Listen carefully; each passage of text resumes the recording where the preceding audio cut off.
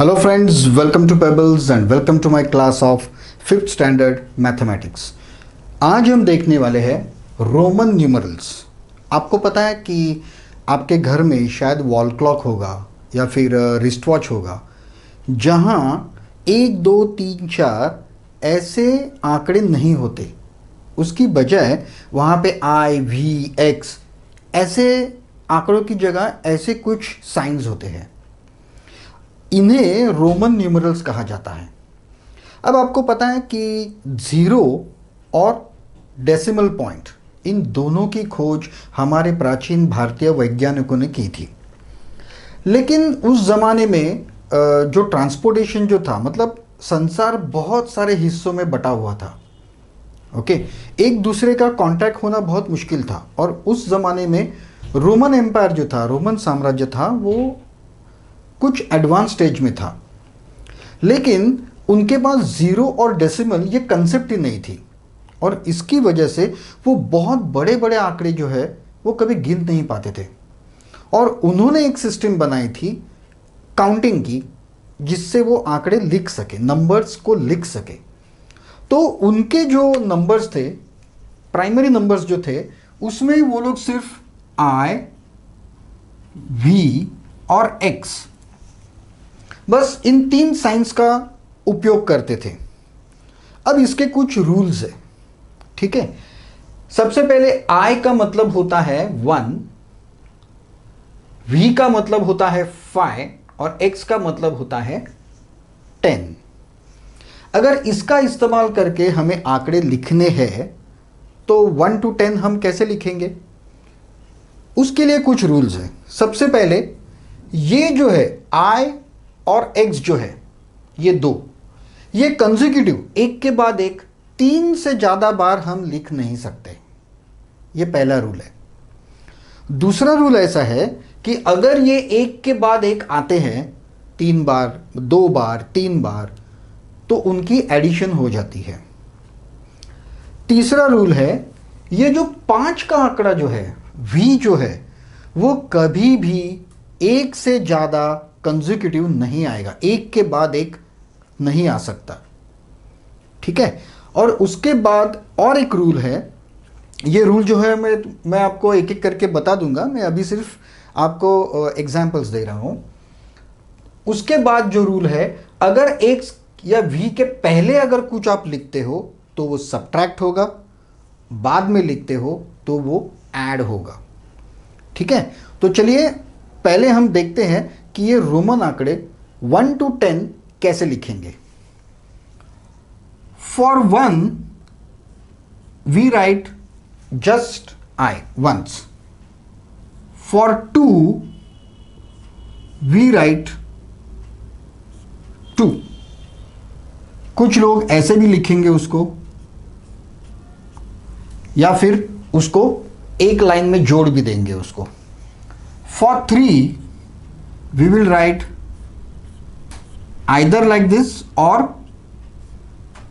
3 बार आए, क्योंकि एक रूल हमने जो देखा था, अगर ये एक से ज़्यादा बार कंसेक्यूटिव में आ गया तो वो ऐड हो जाएगा। तो उसके लिए ये होगा 3। अब 4 लिखने में प्रॉब्लम है। क्यों? क्योंकि रूल ये कहता है कि ये I और X हम 3 से ज़्यादा बार लिख नहीं सकते। तो अब 4 कैसे लिखेंगे हम? How will write number 4? ये अगर आपने ऐसा लिखा 1 2 3 4 तो वो रॉन्ग है, क्योंकि ये जो आए है वो 3 से ज़्यादा बार नहीं आ सकता। लेकिन 5 ये आंकड़ा जो है, 5 जो नंबर है, उसमें से एक अगर हम सबट्रैक्ट कर देंगे, 5 - 1 अगर हम कर देंगे, 5 - 1 करेंगे तो वो 4 आएगा। तो उसके लिए उन्होंने क्या किया, उन्होंने ये 5 लिखा और अगर उसके पहले अगर ये 1 लिखा तो उसका मतलब है ये एक इसमें से सबट्रैक्ट होगा। Okay, this means the subtraction, मतलब 5 से 1 माइनस किया तो हो गया 4। Now how we will write 5? 5 लिखना आसान है, ये 5 में सीधा सीधा लिख दूंगा क्योंकि उसकी वैल्यू ही 5 है। Now for writing 6, how will I right 6? ये 5 है, मैं ये जो I है वो मैक्सिमम 3 बार उससे पहले या उसके बाद में मैं लिख सकता हूं। अगर मैंने उसको पहले लिखा तो वो माइनस हो जाएगा, अगर मैंने बाद में लिखा तो वो ऐड हो जाएगा। तो 6 लिखने के लिए I will do, this will be my 6, 5 + 1। Okay. 7 लिखने के लिए आई विल राइट 5 एंड 2 बार मैं 1 लिख दूंगा, 7। 8 लिखने के लिए 5 और ये 3 बार लिख दूंगा। मैं फिर से कहता हूं कि इसको आप सेपरेट भी लिख सकते हो और ऐसा भी लिख सकते हो।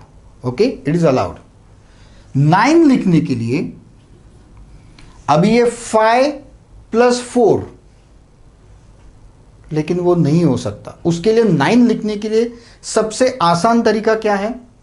एक तरीका ऐसा है, मैं ऐसे लिख सकता हूं, ये 5 में 4 जोड़े जाने चाहिए, ये तो 5IV, लेकिन ये ऐसे नहीं लिख सकते हम। ओके, तो उसके लिए ये जो 3 डिजिट है उससे ज़्यादा अच्छा है कि हम 10 में से 1 माइनस कर दें। ये थियोरेटिकली राइट है, लेकिन ऐसे लिखा नहीं जाता क्योंकि यहाँ पे 3 डिजिट 3 साइंस आ रहे हैं, यहाँ पे 2 साइन आ रहे हैं, तो जो मिनिमम साइन है वो साइन में मैं यहाँ पे ले लूँगा। तो माई 9 विल बी लाइक दिस।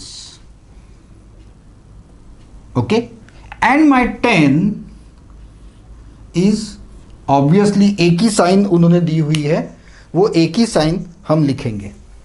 अब आप सिर्फ देख के पता लगा सकते हो कि ये कितनी क्रूड मेथड है। आप अभी जीरो का इस्तेमाल करके मिलियन, बिलियन, ट्रिलियन तक, जहां हमारी भारतीय सभ्यता में पद्म, महापद्म, खर्व, निखर्व तक हम लोग आंकड़े लिख सकते थे। उस जमाने में हमारे ऋषि मुनियों को या सामान्य लोगों को भी वो जीरो पता था, लेकिन इन्हें नहीं पता था, तो इनकी काउंटिंग बहुत लिमिटेड थी। ओके, और क्योंकि कई बार ये आंकड़े आपको दिखाई देंगे, इसलिए हम ये रोमन न्यूमरल्स पढ़ रहे हैं। लेकिन कैलकुलेशन में आज इस ज़माने में रोमन न्यूमरल्स कभी भी इस्तेमाल नहीं होते। ज़्यादा से ज़्यादा आप क्वेश्चन नंबर्स या क्लॉक के ऊपर, जहाँ तक आपके 20 के अंदर ही नंबर्स है, उतने ही आप लिख सकते हो, उसके बाद आप नहीं लिखोगे इन्हें। ठीक है, अब जैसे कि ये 10 है, आप देखिए सारे रूल्स यहाँ पे फॉलो हो गए हैं। ये 3 से ज़्यादा नहीं आ सकता, अगर पहले आ गया तो सब्ट्रैक्शन, बाद में आ गया तो एडिशन। ये पहले भी 2 बार आ सकता है और 3 बार भी आ सकता है मैक्सिमम। ये 5 जो है वो कभी रिपीट नहीं हो सकता, उस नंबर में कंसेक्यूटिव में वो रिपीट नहीं हो सकता। नाउ अब देखिए, अब मुझे अगर 11 लिखना है, 11, तो what I can do, x and 1, 10 में 1 ऐड कर दिया। For 12 I will right x and 2, मतलब ये 10 में ये सारे नंबर्स मैंने ऐड कर दिए। ठीक है, तो आप ये वीडियो पॉज कर दीजिए अभी और ये आंकड़े जो है वो 20 तक लिख दीजिए। Okay, please do it now. तो चलिए हम लिखते हैं, for 13 I have to write x 3 times plus 1 3 times. For 14 I will write XIV। For 15 I will write XV। For 16 I will write XVI. For 17 I will write XVII. For 18 XVIII. For 19 I will write XIX. For 20 I will write XX. Please check your answer. Answer आप check कर दीजिए। लेकिन ये बहुत complicated system है। Complicated मतलब इसमें अगर इसके ऊपर आप जाओगे तब ये लंबा चौड़ा नंबर लिखना पड़ेगा। 25, ये देखिए ना, 18 नंबर आप कैसे 2 डिजिट में लिख सकते हो यहाँ पर, वो कंसेप्ट ही नहीं थी उनके पास, तो उन्होंने ऐसे कॉम्प्लेक्स सिस्टम बना दी। ठीक है, अभी आपको शायद 20 तक है। इसके बाद में आता है L जिसकी वैल्यू है 50, उसके बाद आता है C जिसकी वैल्यू है 100, उसके बाद आता है D उसकी वैल्यू है 500 एंड M जिसकी वैल्यू है 1000। अगर 50 लिखना हो तो वो L लिखेंगे, 30 लिखना हो तो वो XXX लिखेंगे। तो 40 कैसे लिखेंगे? 40 लिखने के लिए उनको XL लिखना पड़ेगा। मतलब L में से x माइनस 50 में से ये 10 माइनस हो गए तो वो 40 लिखेंगे। ये सिस्टम बहुत ही कॉम्प्लिकेटेड है। आपको 20 तक या उसके बाद में 50, 100, 500, 1000 उतना ही पूछा जाएगा। उससे इस चैप्टर को बहुत ज़्यादा वेटेज नहीं है, लेकिन एटलीस्ट 20 तक तो आपको आने चाहिए। और इसकी वैल्यूज़ क्या है, LCDM, वो आपको पता होनी चाहिए। तो चलिए अभी देखते हैं कि इस पर आपको किस प्रकार के क्वेश्चंस आ सकते हैं एग्जाम में। सबसे पहले मैं आपको बता दूं कि इस चैप्टर को ज़्यादा वेटेज नहीं है। It is just the introduction of the Roman numerals. जैसा मैंने कहा कि अब वर्ल्ड के किसी भी हिस्से में कहीं भी कैलकुलेशन के लिए साइंटिफिकली, मैथमेटिकली ये कहीं भी यूज़ नहीं होते। अभी ये सिर्फ शो के लिए बच गए हैं, या फिर आपके एग्ज़ाम के क्वेश्चंस में क्वेश्चन नंबर्स कभी कभी इस प्रकार से आ सकते हैं, लेकिन वो भी आजकल नहीं आते क्योंकि ये कम्प्लीटली ऑब्सोलेट सिस्टम है। तो आपको इसके ऊपर क्वेश्चंस कैसे आएंगे? मे बी आपको 1 to 20 में से आपको कोई भी नंबर दिया जाएगा डेसिमल फॉर्म में, और वो आपसे कहेंगे कि इसको रोमन फॉर्म में लिखिए। सेकेंड थिंग, आपको कुछ नंबर दिए जाएंगे रोमन में जो शायद गलत होंगे, और आपको वो सही तरीके से कैसे लिखने हैं रोमन में वो आपको लिखना पड़ेगा। इससे ज़्यादा इस चैप्टर को ज़्यादा वेटेज है नहीं। So friends, I think this is a very very simple chapter and quite easy. और अगर फिर भी आपको कोई भी प्रॉब्लम है, कोई भी डाउट्स है, तो मुझे कमेंट्स में ज़रूर लिखिएगा। I hope that you have already subscribed for this channel and press the bell icon. अगर कोई भी प्रॉब्लम है, मैं फिर से कह रहा हूँ कि मुझे कमेंट में ज़रूर लिखिए। छोटा सा भी आपका डाउट मन में मत रखिए, उसे ज़रूर पूछ लीजिए।